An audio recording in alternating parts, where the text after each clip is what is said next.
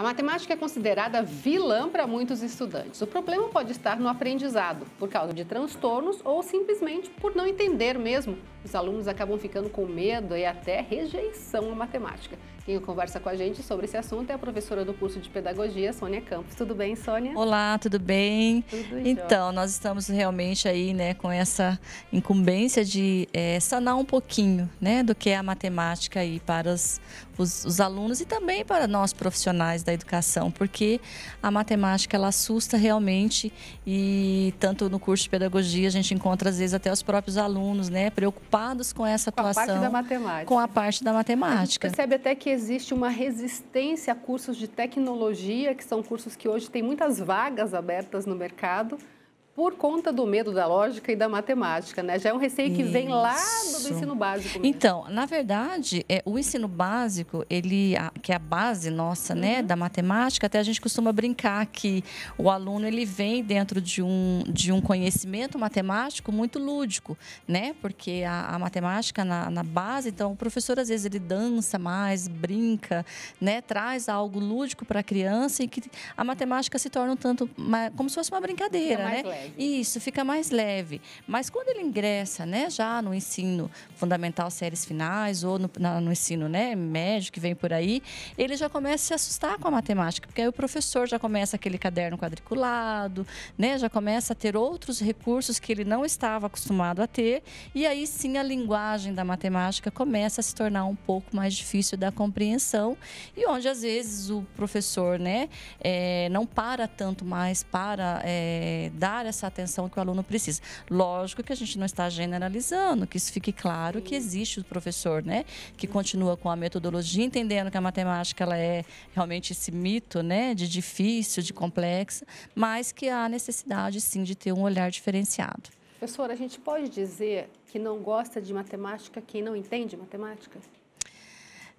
Geralmente sim, né? Porque se eu não gosto, é porque eu não entendo. Tanto que a gente sempre costuma dizer, né, na formação dos professores, que o aluno só vai ter sentido para ele aquilo que ele está aprendendo, se realmente ele entender onde vai usar, né? Então, a matemática ela não é só saber contar de 1 a 10, ele realmente tem que entender o que é o 10, né? Qual é o valor, o que é essa quantidade, o que está atrás do número, né?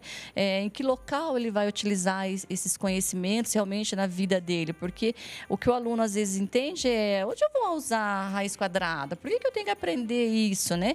Então, quando o professor mostra para ele na realidade como de repente, né, numa profissão, né, onde que ele vai ser um engenheiro, se é realmente análise de sistemas, enfim, onde ele vai empregar esses conhecimentos matemáticos, aí faz sentido ele aprender esse conteúdo, né? Então, fica mais fácil daí até para o professor mesmo. E tem essa parte toda também de trabalhar o cérebro, né? Abrir a mente, até não só para o aprendizado da matemática, mas matemática pode ajudar, inclusive, para quem quiser jogar um xadrez, por exemplo. Sim, a escolher um plasticidade, atleta, né? Isso, a plasticidade cerebral, ela é muito trabalhado dentro desses conteúdos matemáticos, né? Ou seja, você vai aumentando essa, como diz, exercitando mesmo o cérebro, né? Como se ele fosse uma máquina que tivesse essa necessidade de aumentar realmente para que esses conhecimentos depois se externalizem em forma de aprendizagem efetiva, né? No dia a dia. O que acontece é que muitas vezes o professor ele se limita, né? A cumprir, né? O conteúdo que precisa realmente ser trabalhado dentro de um determinado mês ou, né, bimestre, enfim, e aí se torna, às vezes, com dificuldades de trabalhar, de repente, com jogos ou, né, usar realmente essas outras atividades para que a matemática fique mais evidente, mais efetiva, né, de forma prática. A gente pode dizer que talvez um pouquinho mais de carinho aí nesse aprendizado da matemática, até tentar deixar mais leve para o aluno, pode fazer com que ele realmente ainda que tenha dificuldade, se empenhe mais, porque falam muito também que o aluno não gosta da disciplina, que ele não gosta do professor, né? Tem essa teoria também. Tem. Então, se de repente o professor levar de uma forma, talvez com alguma coisa de ludicidade, ou um carinho mesmo maior pelos números, pelas funções e problemas, né? Olha, a afetividade ela é essencial na nossa atuação profissional, porque nós lidamos com o ser humano e nós estamos lapidando de certa forma, né? Porque ele não tem esse conhecimento. Então, quem tem o conhecimento ali naquele momento é o professor. Então, eu vou depositar toda a minha confiança em aprendizagem no que você está me ensinando. Então, é óbvio que a afetividade neste momento, e principalmente nos conteúdos de matemática, e que a gente às vezes, né, conversa com alguns alunos e pergunta como foi, né? Qual a sua lembrança do seu professor de matemática? É bem isso que você colocou. Eu tinha medo da minha professora, ela era brava, só o andar dela já era diferente das demais, já assustava. Então, isso, lógico que a gente vem perdendo, é um mito, na verdade, né? A gente percebe que tem muitos profissionais na área que vêm aí com uma formação continuada, procurando cada vez melhorar nessa atuação, porque o grande índice, né, de reprovas é na matemática, então há uma preocupação maior. A BNCC hoje traz também, né, um novo olhar, né, para esse ensino e aprendizagem, que se torna aí de uma forma mais leve e mais efetiva, sim. E até buscar alternativas mesmo, né, professora? Por exemplo, se ensinou de uma forma, a garotada não conseguiu, né, aprender, pensar em outras formas, né, de realmente com calma e fazer com que aquilo possa ser realmente entendido, né? Porque o recurso didático, ele às vezes ele vai dar certo para uma determinada turma. Então, às vezes o professor ele assume mais que uma turma para essa, né, atuação e não vai dar certo na outra. Ou às vezes não vai dar certo com os outros alunos, né? Então, eu preciso ter esse conhecimento também de lidar com os processos que cada um tem de aprendizagem, né? Que cada um aprende de uma forma, né? Tem criança que você, o aluno, o adolescente, enfim, que você ensina uma vez, ele já assimila.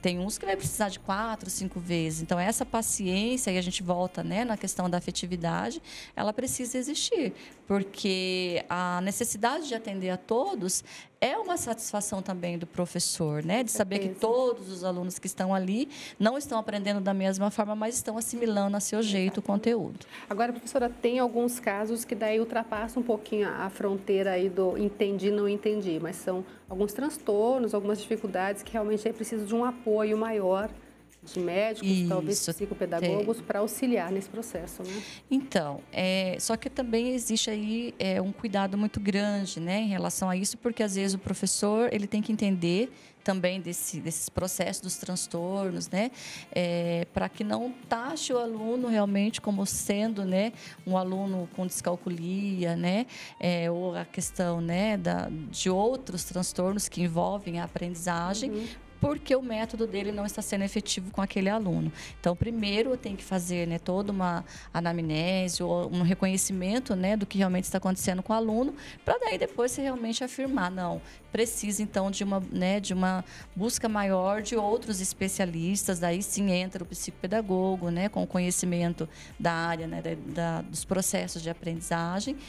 Tem também o neurologista, porque a descalculia, que é o que nós estamos aqui, né, trazendo em relação à dificuldade da matemática, que é o quê? O aluno ele vai apresentar uma dificuldade em todos os processos matemáticos ou não. Então, ele pode, de repente, não ter conhecimento, às vezes, o número, né? Então, ele tem o formato do número, mas ele não sabe quanto vale aquilo lá realmente. Então, tudo isso é uma observação que a gente tem que ter um conhecimento do processo de desenvolvimento da criança, né? Se ele já passou esse processo, já está na hora realmente dele ter esse conhecimento e não tem, aí sim há uma preocupação maior. E aí também a gente deixa um recado tanto para os professores e para os pais. O transtorno, né, ele não tem realmente uma cura e a pessoa vai trabalhar com isso o resto da sua vida. Então, ele precisa ser quanto antes reconhecido para que aí tenha uma mediação, para que a pessoa compreenda o processo de aprendizagem dela e um acompanhamento daí de profissionais, que é o psicopedagogo, o neurologista, talvez um psicólogo, né, um psiquiatra, e vai depender da área que o transtorno realmente está afetando a criança. E se a gente falou sobre a afetividade em relação aos outros alunos, esse aluno precisa ainda de mais carinho, né, professora? Sim, não, gente, a afetividade, ela é importante para nós, seres humanos, de uma forma geral, né? Então, quando a criança, ela já apresenta isso e não tem aí um olhar mais doce, né, de nossa parte, quanto profissional e familiar também, que aí a gente vai para casa, porque existe aquelas comparações, por que você não aprende igual ao seu irmão, por que você não é igual ao seu primo, né, e daí acarreta mais dificuldades ainda para aquela criança, que ela não entende porque ela não aprende, aí ela se taxa realmente como incapaz e torna aí, de repente, uma desistência na continuidade dos estudos, porque aí não realmente não dá, né? Começa a vir traumas, enfim, aí gira uma coisa maior do que é. Então, essa criança ou esse adolescente, ele vai precisar ter aí uma sala, né, de recursos para ser acompanhado, um professor da área, né, que realmente acompanhe esse aluno de uma forma diferenciada. E tem que tomar muito cuidado, porque nas escolas, quando a criança precisa da sala de recurso, aí começa também a ter aqueles outros colegas que começam a falar que ele não aprende, que ele é débil mental, enfim, gente, aí vem o bullying, né? Bullying, que aí também existe toda uma parte pedagógica que precisa acompanhar esse aluno e ajudá-lo a superar tudo isso, entender que é uma necessidade só de momento, né? E que a matemática não seja mais esse monstro todo, né, professora? É isso que a gente quer deixar o recado. As aulas estão retornando, né, tanto nas faculdades quanto nas escolas. Então, a gente quer que os alunos entendam que precisa sim ter uma disciplina também de estudo, né? Chegar em casa, reforçar os conteúdos, anotar as dúvidas e se manifestar, né? Falar, não estou entendendo, preciso de ajuda. Exatamente. Porque o professor, ele também precisa estar ali como um mediador do conhecimento e não forçar uma aprendizagem que o aluno não está conseguindo realmente assimilar. Certo, muito obrigada. Imagina, a pela gente está sua aí. participação. Um Obrigada. abraço. A gente fica por aqui. Até a próxima edição. Tchau, tchau.